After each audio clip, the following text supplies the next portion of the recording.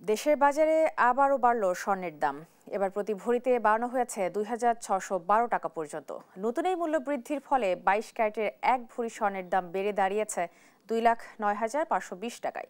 বুধবার রাতে বাংলাদেশ জুয়েলার্স অ্যাসোসিয়েশনের এক সংবাদ বিজ্ঞপ্তির মাধ্যমে দাম বাড়ানোর এ ঘোষণা দেয়। বৃহস্পতিবার থেকে সারা দেশে এই নতুন দর কার্যকর হয়েছে। বিজ্ঞপ্তিতে জানানো হয়, নতুন দাম অনুযায়ী ২১ ক্যারেটের প্রতি ভরি স্বর্ণের দাম নির্ধারণ করা হয়েছে ২,০৩,০০০ টাকা।